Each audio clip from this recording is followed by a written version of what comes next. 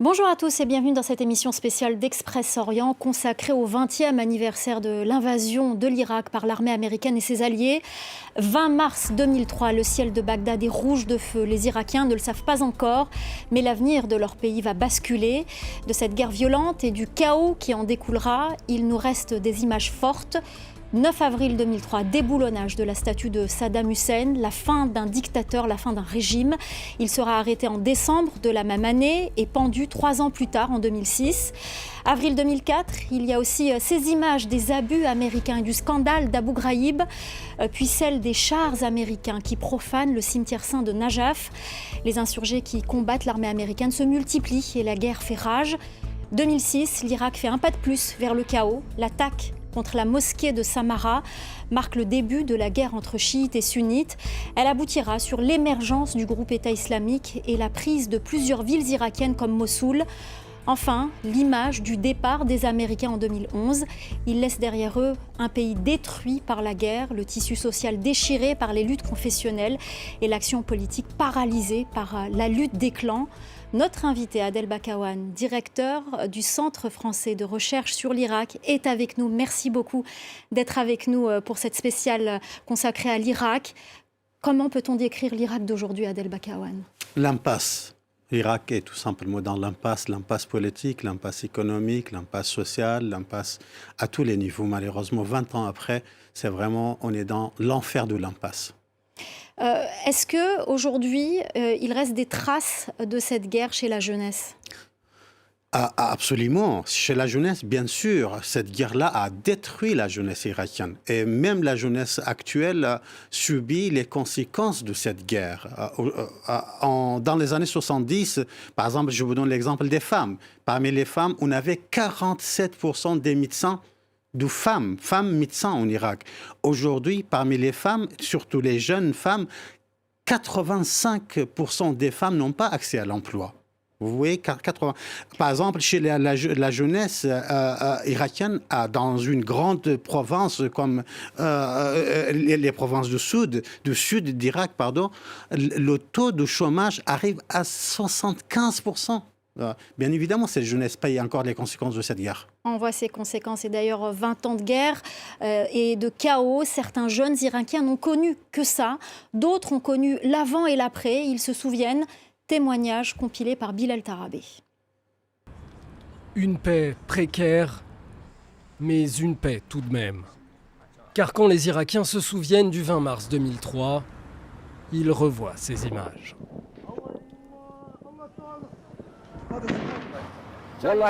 La situation était très pénible. Les bombardements des maisons et des quartiers étaient intenses. Des gens ont été tués et les avions de guerre volaient partout. La chute du régime s'est produite en quelques semaines. Il y avait une sorte de bonheur et on pouvait voir la joie sur les visages des gens. Fin 2003, Saddam Hussein est arrêté, puis condamné à mort 3 ans plus tard. Ali Hassan, dont les frères ont été tués par le régime du dictateur déchu, a témoigné contre lui lors du procès. C'était le moment que toutes les victimes de Saddam Hussein attendaient. J'ai ressenti une grande fierté et un grand honneur.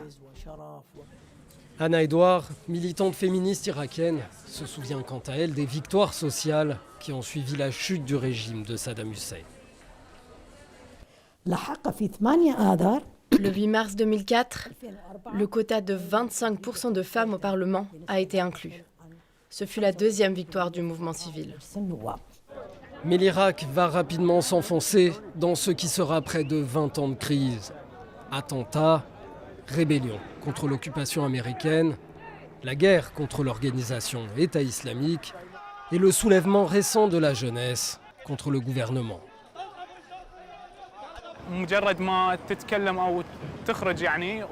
Actuellement, lorsque vous voulez vous exprimer ou revendiquer vos droits, ils vous affrontent avec des armes et vous tuent. Il n'y a pas de différence avec le régime précédent. Aujourd'hui, l'Irak reste sous la menace de déstabilisation. Selon un haut responsable irakien, il y aurait toujours plusieurs centaines de combattants de l'organisation État islamique encore actifs dans le pays. Alors Adel Bakawan, on a entendu le reportage de Bilal Tarabé qui parle de cette situation sécuritaire qui est très compliquée, qui était très compliquée pendant toute cette période.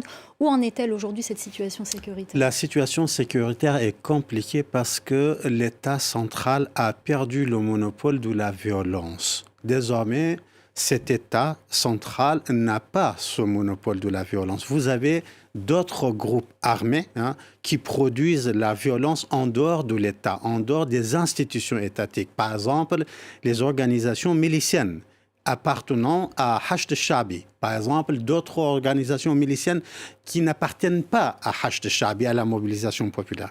Par exemple, la présence du PKK sur le territoire irakien. Par exemple, la présence du Daesh, qui est très, très active encore. Qui, rappelons-le, est né en Irak. Daesh, absolument. Le leader de Daesh, al-Baghdadi, est irakien. Le leader est un Irakien. La base sociale est... Daesh, c'est l'acronyme qui veut dire Dawla al-Islamiyya fil Iraq wa Sham, donc État islamique en Irak et au Levant. Absolument, absolument. La base sociale de Daesh est irakienne. Les cadres dirigeants de Daesh sont irakiens. Le dirigeant le calife lui-même est irakien. Sans l'Irak, Daesh n'aurait jamais avoir cette existence. Alors donc, dans tout ça, et sans parler bien évidemment, les tribus, toutes les tribus en Irak disposent des armes et donc productrices de la violence. La sécurité en Irak, malheureusement, est dans un état déplorable. Alors, en dehors de cet enjeu sécuritaire, quels sont les autres gros enjeux de l'Irak aujourd'hui? Pour moi, l'enjeu principal, l'enjeu dramatique, le plus grand, le plus majeur, vraiment, c'est la démographie. Pourquoi la démographie? Parce que tout simplement, en 2003, lorsqu'Irak a été occupé par les États-Unis d'Amérique, on n'était que 24 millions. Aujourd'hui, 20 ans plus tard, on est 42 millions. Selon toutes les estimations, en 2050, on sera 80 millions. 80 millions Irakiens. Alors, tout en sachant que l'Irak, chaque année, à cause du réchauffement climatique, perd 100 km de sa terre. Alors, la question est désormais posée, comment en 2050 l'État irakien pourra nourrir une population de 80 millions? Et on va partir à Falloujah, où notre correspondante a réalisé un reportage. Elle y a interrogé un ancien soldat de l'armée irakienne qui, une fois dissoute par l'armée américaine, a rejoint la résistance à l'appel du dictateur déchu. Extrait de ce long format billet-retour, témoignage sur le basculement vers la violence. J'étais militaire en 2003, quand les Américains ont envahi le pays. Ils ont démantelé l'armée. Alors je me suis retrouvé sans rien. Puis on a reçu un appel de Saddam Hussein pour défendre le pays. Les tribus ont appelé à prendre les armes pour la terre et pour l'honneur.